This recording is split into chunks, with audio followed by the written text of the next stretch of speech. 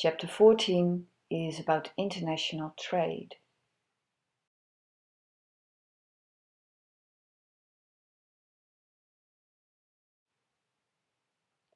Chapter 14 consists of 6 sections.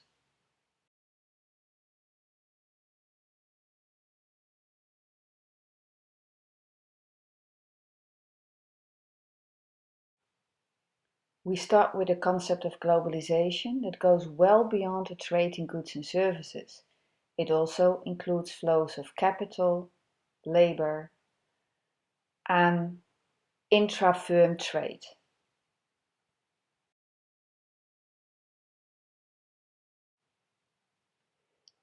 Static dynamic gains from trade are largely limited to the consumer surplus. Let's go through an example. Suppose imported jeans cost only 75% of what domestically produced jeans cost. So the import price is 0.75 of the domestic price. Now let's assume that the government doesn't like it very much that consumers buy foreign jeans. The government applies an import tariff, say 10% of the price of foreign jeans. Now we can calculate whether consumers still benefit from trade. The net import price is the import price plus the tariff of 10%, so together 1.10%. The net import price is then the 1.10 multiplied with the 75% of the domestic price. 1.10 times 0.75 is 0.83. So domestic consumers still have 17% price advantage.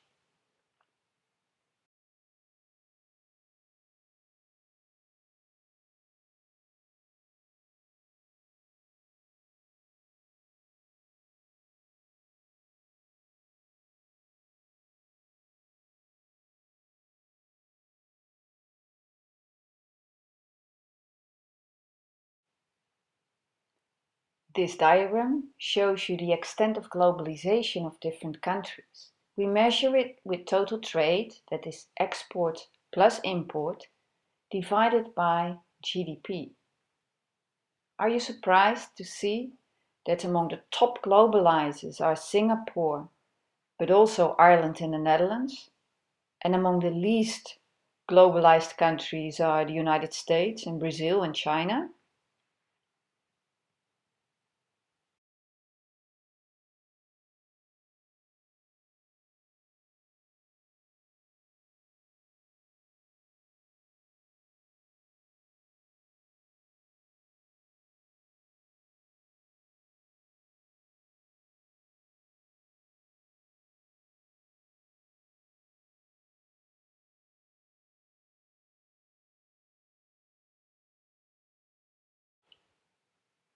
The balance of payment consists of the current account, which measures the trade in goods and services, and a capital account, which measures the inflow and outflow of capital.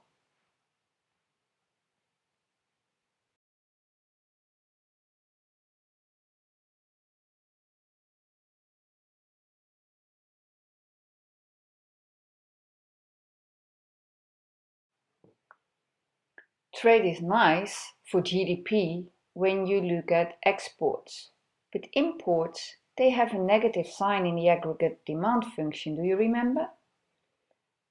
The total size of import is the propensity to import, small m, out of income, y. So whenever small m is bigger than 0, there's a leakage effect in the multiplier. So the standard multiplier without trade is the injection effect divided by 1 minus the propensity to consume. But with trade, we have to do 1 minus the propensity to consume and also minus the propensity to import. So the denominator now changes into a bigger denominator, making the total effect of the multiplier smaller.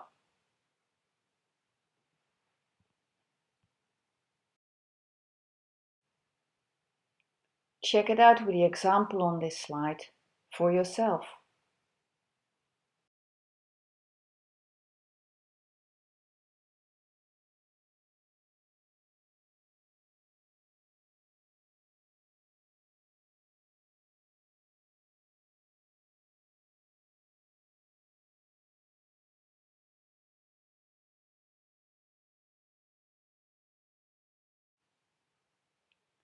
The social economics of trade has an important focus on power. For example, in the dependency theory, with the Prebisch-Singer hypothesis that predicts that the terms of trade is decreasing for countries that export primary goods to countries exporting manufacturing goods. Today, the hypothesis is slightly changed from countries exporting with labor-intensive products to countries that produce capital-intensive products. Global value chains are another source of power in international trade.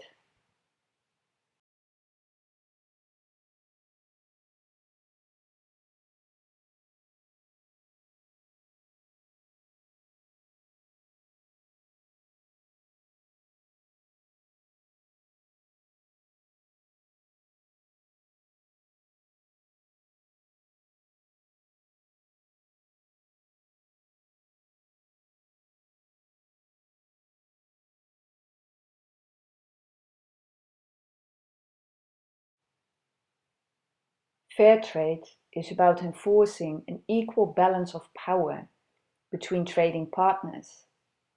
One way to do this is through social clauses in a trade agreement, for example, based on ILO conventions.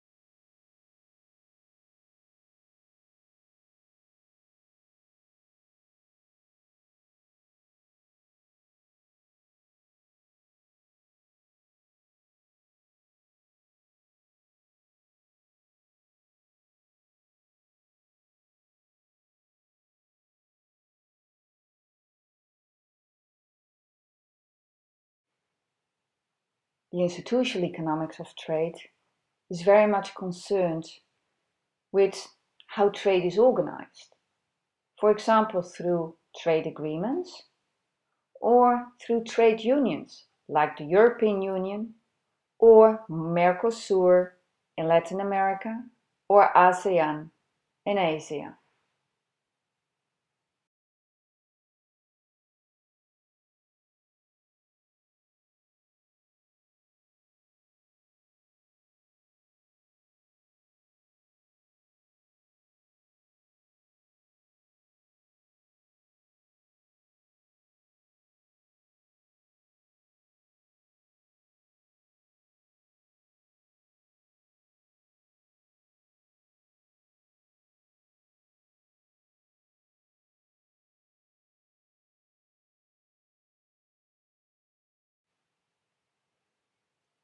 Institutional economics also looks at particular trade patterns between countries and often discovers that there is path dependency, that historical trade patterns don't change much over time. The book chapter gives you an example of this, of the trade between the four Mercosur countries and the European Union.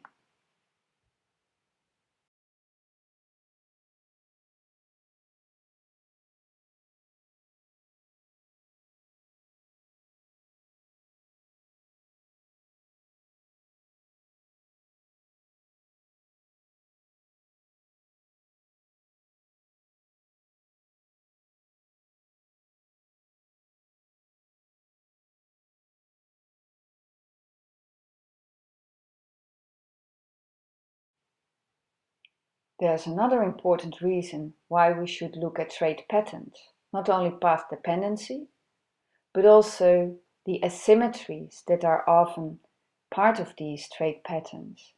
For example, the distribution of trade costs may be unequal in the case of powerful multinational companies from developed countries locating in poor developing countries, or when the reduction in tariffs leads to a reduction in tax revenue for governments. Also, there may be all kinds of limitations and restrictions to the benefit of the most powerful trading partner, or to the benefit of certain groups in a country at cost of other groups.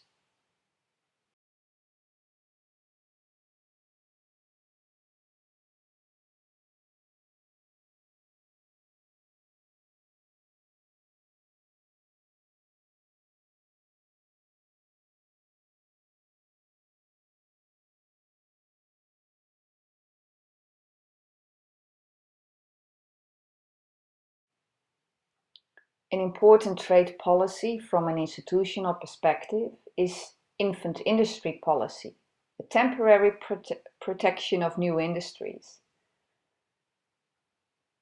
This table gives you an historical overview of import tariffs, and it compares the year 1875 with the year 1931. As you see, in many countries, the tariffs went up in this period. And actually, there were quite low tariffs in the year 1875. Even for some countries, if you compare that with the tariffs of today.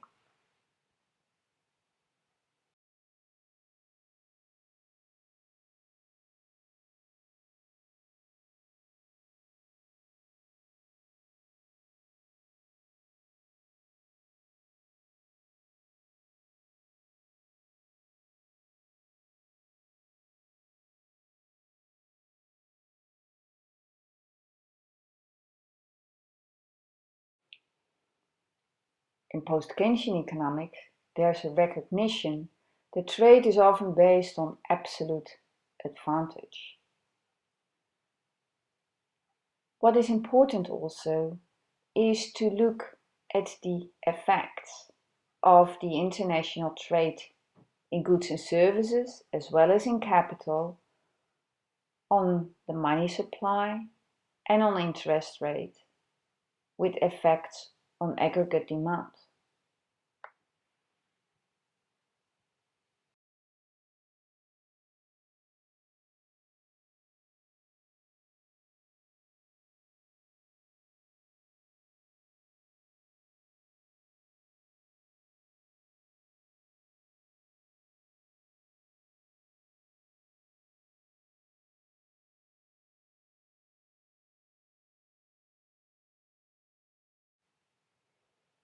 The absolute advantage that is so important in post-Keynesian economic analysis of trade is supplemented by a recognition of firms and countries using competitive advantage, promoting and protecting their trade advantages based on anything that matters, even when it's illegal, like child labor or environmental pollution.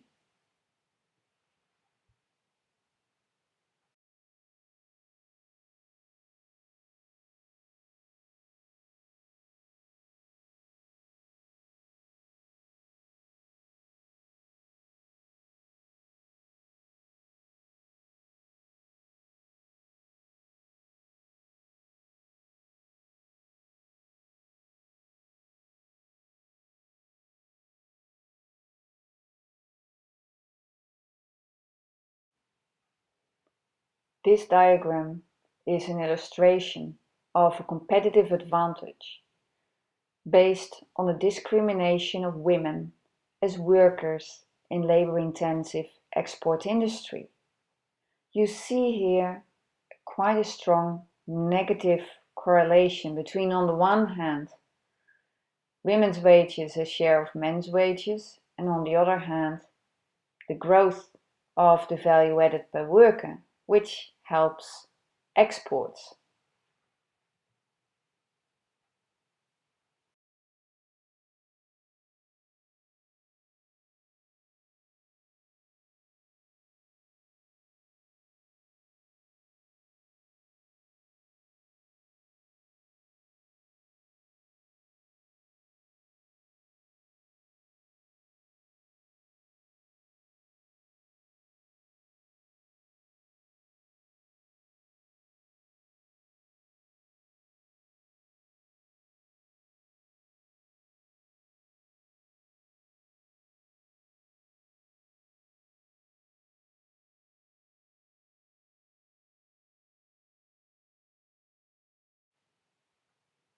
The fourth theory, Neoclassical economics, looks at trade as a single market in the world for consumer goods.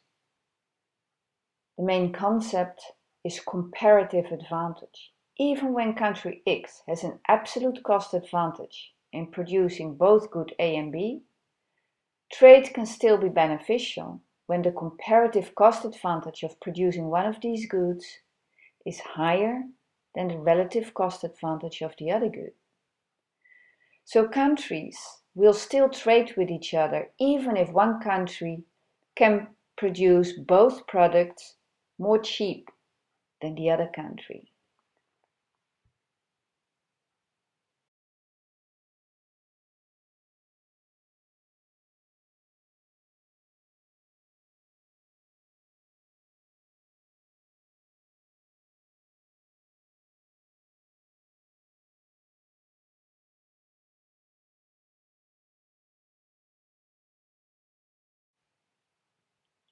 The chapter on trade in the book gives you an extensive example of neoclassical trade theory on comparative advantage. It uses Argentina and Brazil in the example, in which Argentina has a competitive advantage in producing cereals and Brazil has a competitive advantage in producing coffee.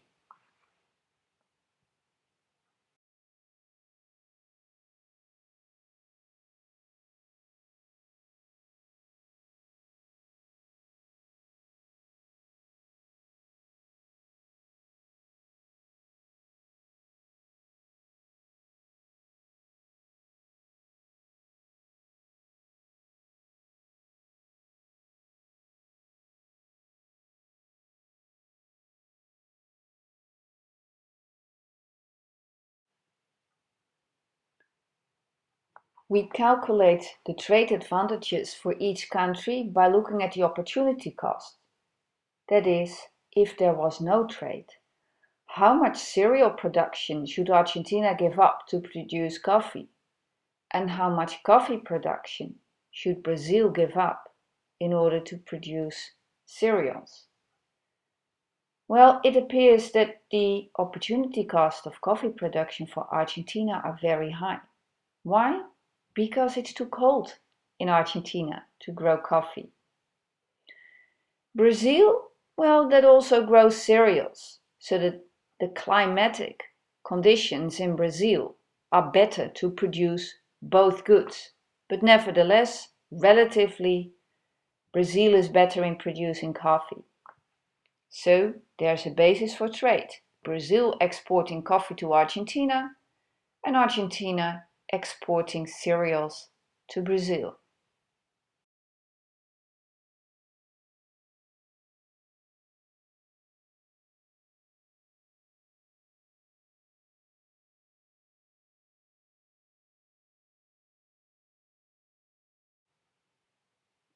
Why is this the case? Well, let me take you through the example. The opportunity cost in coffee for Argentina is 17 kg of coffee. So 1000 kg of cereals are produced on 1/6 hectare, and this involves 1/6 times 100 kg of coffee is about 16 kg of coffee. The opportunity cost in cereals for Brazil, 1000 kg of cereal production, implies giving up 286 kg of coffee production. 1000 kg cereal uses 1/7 hectare, and this involves 1/7 times 2000 kilogram of coffee is 286 kilogram of coffee. So it's clear that Brazil and not Argentina will specialize on the production of coffee.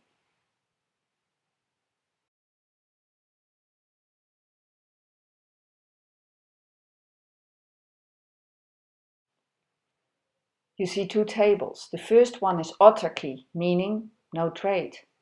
The second one is specialization. So with autarky, Argentina produces only 7,500 kilogram of coffee, but 150,000 kilogram of cereals. Brazil produces 100,000 kilogram of coffee and 350,000 in cereals. Adding it up, Brazil produces 5 times as much as Argentina. Now with specialization, Argentina will stop growing coffee. It's Brazil that now grows the coffee, and Brazil will stop growing cereals because Argentina is more efficient in this. So now Brazil produces all the coffee, 200,000 kilograms, and Argentina produces all the cereals, 600,000 kilograms. Together, they produce much more than in the case of autarky.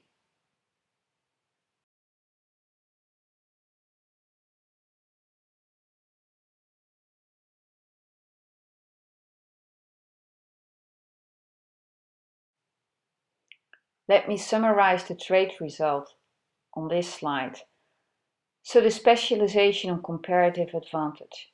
Argentina will consume 100,000 kilogram of coffee and Brazil the same. Argentina will consume 200,000 kilogram cereals and Brazil 400,000 kilogram of cereals.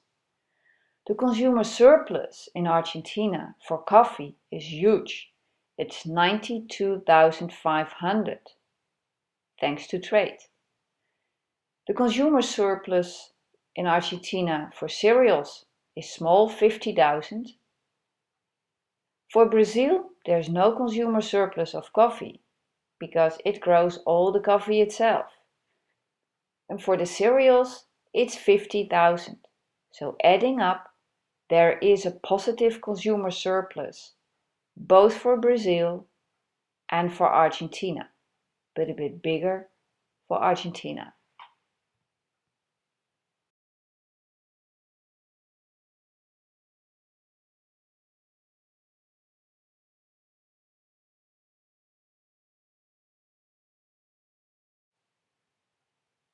So the last trade theory, obviously, is from Neoclassical economics.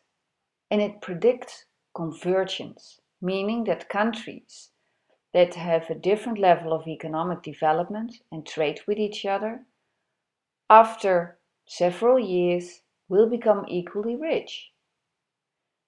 This is based on the Heckscher-Ohlin theorem, stating that a country has a comparative advantage in the production of a good if that country is relatively well endowed with the inputs that are used intensively in the production of that good. So, a country with lots of natural resources should specialize on producing goods with lots of natural resources, primary goods. Countries with lots of high tech should specialize in the production of goods with lots of high tech, such as computers and software. The prediction then is when these countries trade, that over time their level of economic development will converge. Why is this the case? Well, in a country with low-skilled labor, labor is cheap. But when it keeps exporting its goods to the rich countries, wages will gradually increase. And labor will not be so cheap anymore. The income has grown. Then the rich country importing goods, it will have less and less people working. People are unemployed, so wages will go down in that country.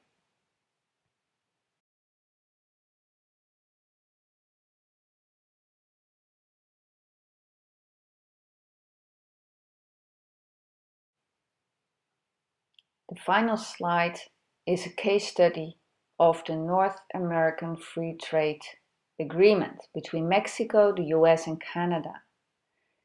It has been in place for more than 20 years now, so we can evaluate it. We've seen a tariff reduction from 10% to 5% and an increase in trade from 30% of GDP to 60% of GDP. So in terms of trade, it's clearly a success. We also see an increase in employment in manufacturing, in particular for Mexico.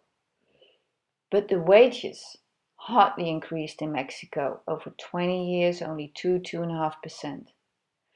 And Mexico lost food security.